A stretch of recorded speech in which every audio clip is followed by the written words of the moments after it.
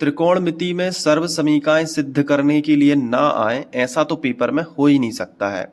तो आपको क्या करना है, ऐसे सवालों को जब परीक्षा सिर पे हो और बोर्ड एग्जाम है चूंकि, तो हम लापरवाही भी नहीं कर सकते, तो ऐसे सवालों को जरूर करके जाओगे। तो उनमें से एक ये है, काफी इंपॉर्टेंट सवाल है, अगर ये परीक्षा में आ गया तो कैसे करोगे। सबसे पहले बराबर चिन्ह बीच में लगा है, तो एक ये बराबर के इस तरफ वाला भाग होता है और एक बराबर के इस तरफ वाला भाग होता है। बराबर के इस तरफ वाले भाग को हम LHS यानी लेफ्ट हैंड साइड कहते हैं, इसे हम क्या कहते हैं, LHS। और बराबर के इस तरफ वाले भाग को हम क्या कहते हैं, RHS कहते हैं। बड़े ध्यान से समझते जाना, मैं छोटी छोटी बारीकी से समझाऊंगा ताकि आपको एक बार में ही समझ में आ जाए, कोशिश करूंगा हालांकि। तो सबसे पहले आपको क्या करना है, LHS लेना है। तो आप यहाँ पे हेडिंग डालोगे LHS लेने पर, इसके बाद ये पूरा LHS आप नीचे लिख लोगे। इसके बाद जैसे ही LHS लिखा, अब इसके बाद असली काम शुरू होता है। क्या शुरू होगा, इनका हमें सबसे पहले LCM लेना है। तो देखो एक लाइन खींच देना, ये अलग है और ये अलग है। अब दोनों का LCM नहीं आ सकता, तो इसको भी यहाँ पे लिख लेते हैं और इसको भी यहाँ पे लिख लेते हैं। तो हम लिखेंगे 1 प्लस साइन A, और ये भी लिख लेते हैं कॉस A। ठीक है, ये दो कोष्टक में हमने लिखा। अब इसके बाद इसका भाग इसमें करेंगे तो ये और ये तो कट जाएगा, तो क्या बचेगा, कॉस A। कॉस A का गुणा ऊपर वाली संख्या में करना है, तो LCM की प्रोसेस ऐसे ही होती है। तो कॉस का कॉस में करेंगे तो क्या हो जाएगा, कॉस वर्ग A। फिर ये जो प्लस का साइन है ये हम ज्यों का त्यों लगाते हैं, फिर इसका भी इसमें भाग होगा फिर से दोबारा से, तो कॉस और कॉस कट जाएगा, इस बार ये बचेगा, तो इसका गुणा इसके ऊपर वाली संख्या में। देखो ये और ये बिल्कुल सेम है, तो हम ऐसा भी लिख सकते हैं इसको कि 1 प्लस साइन A, और इस पे क्या लगा सकते हैं, वर्ग लगा सकते हैं। अब आपको समझ में आ रहा होगा कि मैं क्या बता रहा हूं। अगर ना भी आए तो एक तरीका और है, ये लिखा है नीचे, ये लिखा है, दोनों को कोष्टक दो कोष्टक में लिख दो, इसका गुणा इसमें कर दो तो ये आ जाएगा, और इसका गुणा इसमें कर दो तो ये आ जाएगा। ये भी तरीका है करने का, बराबर के नीचे बराबर है। अब आपको क्या करना है, सर्व समीका लगानी है। कैसे लगाओगे, इसको तो ज्यों का त्यों लिख दो, कॉस वर्ग A।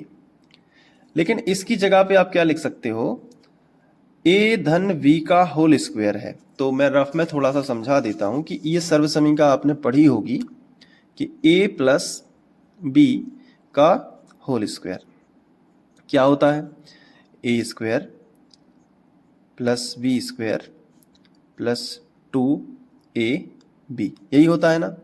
तो फिर A प्लस B कौन रोल कर रहा है यहाँ पे, ये देखो 1 प्लस साइन A, तो यही लिख लो 1 प्लस साइन A, और इस पे क्या लगा है, वर्ग लगा है। तो देखो A का मान कितना हो गया 1, और B का मान कितना हो गया साइन A, और वर्ग से वर्ग कट गया।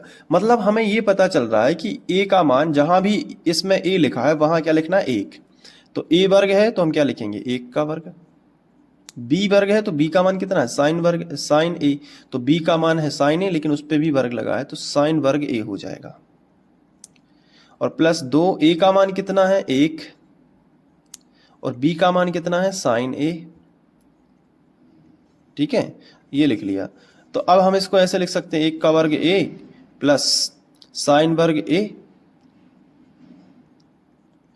प्लस 2 एकम 2 साइन A, ये आंसर आएगा। तो ये पूरा आंसर हम इसकी जगह पे लिख सकते हैं, 1 प्लस साइन वर्ग A प्लस 2 साइन A। तो लिख लेते हैं 1 प्लस साइन वर्ग A प्लस 2 साइन A, और बटे में क्या चल रहा है, बटे में 1 प्लस साइन A, और फिर क्या लिखा है कॉस A। क्लियर। अब देखो ये कॉस वर्ग A और ये है साइन वर्ग A, इन दोनों को अगर हम जोड़ के साथ लिखते हैं तो इन दोनों का उत्तर 1 आता है। कैसा, मैं आपको बता देता हूं। सर्व समीका होती है, यहां पे समझिएगा कि अगर कहीं लिखा हो कि साइन वर्ग A और साथ में लिखा हो कॉस वर्ग A, तो इसकी जगह पे हम क्या लिख सकते हैं, 1 लिख सकते हैं। तो साइन वर्ग A प्लस कॉस वर्ग A बराबर 1। तो ये तो लिखा है ना साथ में, बस बीच में 1 है। लेकिन ये है तो दोनों प्लस में, तो इन दोनों को नहीं लिखेंगे, इनकी जगह पे हम 1 लिख देंगे, और 1 ऑलरेडी है तो इनका मान 1 बन रहा है, और ये भी 1 है, तो 1 और 1 जुड़ के कितने हो जाएंगे 2, और प्लस ये ज्यों का त्यों 2 + 2 sin A, और बटे में ये नीचे का ज्यों का त्यों 1 + sin A और cos A।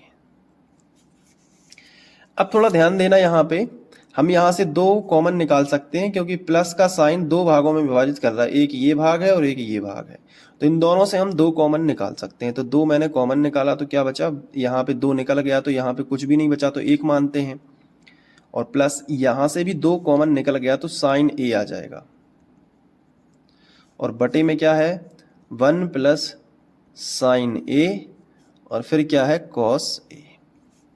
अब देखो 1 + sin A और 1 + sin A दोनों कट जाएंगे ऊपर नीचे के, तो क्या बचेगा 2 बटे cos A। इसको हम ऐसा भी लिख सकते हैं 2 × 1 बटे cos A, बोलो लिख सकते हैं ना, क्योंकि गुणा करेंगे तो यही आएगा।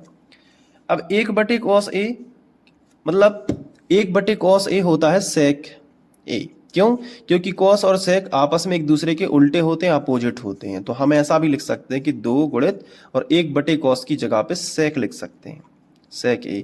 तो गुणा हटा देंगे क्योंकि गुणा ही होता है इनटू, तो 2 sec A ही लिख सकते हैं ना, तो यही तो हमें सिद्ध करना था। अब देखो आंसर में RHS आ गया 2 sec A, यही सिद्ध हो गया। तो इस सवाल को ऐसे ही करना, तो लिख देना बराबर RHS, और फिर लिख देना कि LHS बराबर RHS, और फिर लिख देना सिद्ध हुआ।